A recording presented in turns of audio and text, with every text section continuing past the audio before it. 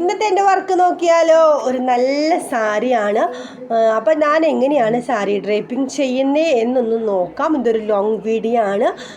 ഫുള്ളായിട്ട് കണ്ടാലാണ് ഞാൻ ചെയ്യുന്നത് എങ്ങനെയാണെന്ന് മനസ്സിലാവുന്നുള്ളൂ. ഞാനൊരു എക്സ്പേർട്ടൊന്നും അല്ല, പക്ഷേ എനിക്കറിയാവുന്ന കാര്യം നിങ്ങൾക്ക് പറഞ്ഞുതരാമെന്ന് വിചാരിച്ചു. അപ്പം നമ്മൾ ആദ്യം തന്നെ സാരിയുടെ നല്ല വശവും പൊട്ടവശവും കണ്ടുപിടിക്കണം.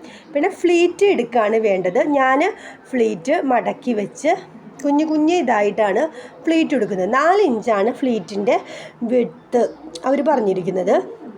അത് വിചാരിച്ചെടുത്തു. മുന്താണി 43 ഇഞ്ചിലാണ് കസ്റ്റമർ പറഞ്ഞിരിക്കുന്നത്. അപ്പോൾ അത്ര വരെ ഇറക്കം നോക്കി ഓരോരോ ഫ്ലീറ്റായി എടുത്തു. അതിൻ്റെ കറക്റ്റ് വീഡിയോ ഞാൻ വേറൊരു വീഡിയോയിൽ ഇടാം. പിന്നെ നമ്മുടെ വിരിവ് നീളം 15ഉം വീതി 15ഉം, രണ്ടും 15ആയിട്ടാണ് നമ്മൾ എടുക്കുന്നത്. എന്നിട്ട് നമ്മൾ ആ 15 സെറ്റ് ചെയ്തതിന് ശേഷമാണ് സ്റ്റീം അയൺ ചെയ്യുന്നത്. നമ്മൾ സെറ്റ് ചെയ്യുമ്പോൾ പ്രത്യേകം ശ്രദ്ധിക്കുക, ആളത് സെയിം അകലമാവാൻ ശ്രദ്ധിക്കണം. നമുക്കൊരു ചെറിയ അളവ് കയ്യിലുണ്ടെങ്കിൽ അല്ലെങ്കിൽ കൈകൊണ്ട് അളവെടുത്ത് സെയിം അകലം എല്ലാ ഫ്ലീറ്റുകളും വരാൻ പ്രത്യേകം ശ്രദ്ധിക്കണം. അത് കഴിഞ്ഞ് പിന്നെയും ഇറക്കം 15 എടുത്തു. ആ ഇറക്കത്തിൻ്റെ നീളം 15 എടുത്ത് വീതി പിന്നെ 24 വരേണ്ടത്.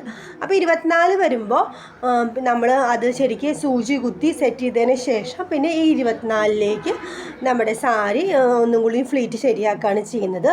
അത് ശരിയാക്കിയതിന് ശേഷം മാത്രമാണ് അയൺ ചെയ്തത്. ഇത് അടിയിലത്തെ ഫ്ലീറ്റാണ്. അടിയിലത്തെ ഫ്ലീറ്റ് നമ്മൾ അവരുടെ കസ്റ്റമറുടെ അളവ് അനുസരിച്ചാണ് ഫ്ലീറ്റ് എടുത്തത്. അത് കഴിഞ്ഞ് നമ്മളത് അയൺ ചെയ്ത് വെച്ചു. പിന്നെ ബോക്സ് ചെയ്യുന്നത് കറക്റ്റായിട്ട് എൻ്റെ കയ്യിൽ വീഡിയോ ഇല്ല. പിന്നെ ഞാൻ അത് വേറൊരു വീഡിയോ ആയിട്ട് നിങ്ങൾക്ക് ചെയ്തു തരാം. നിങ്ങൾക്ക് താല്പര്യം ഉണ്ടെങ്കിൽ ഒരു കമൻറ്റ് ചെയ്താൽ മതി. അപ്പോൾ അങ്ങനെ അതിൻ്റെ ഫൈനൽ റിസൾട്ട് ഇതാണ്. നമ്മൾ വിചാരിച്ചേക്കാളും ഭംഗിയായി വന്നിട്ടുണ്ട്. ചെറിയൊരു കവറിലേക്ക് അത് സെറ്റ് ചെയ്തു. ഇനി ചെറിയൊരു ഫോട്ടോഷൂട്ടിൻ്റെ ഇടയിൽ എൻ്റെ മോള് കയറി വന്നിട്ടുണ്ട്. പക്ഷെ എന്നാലും നിങ്ങൾക്ക് ഇഷ്ടമായോ എൻ്റെ വർക്ക്?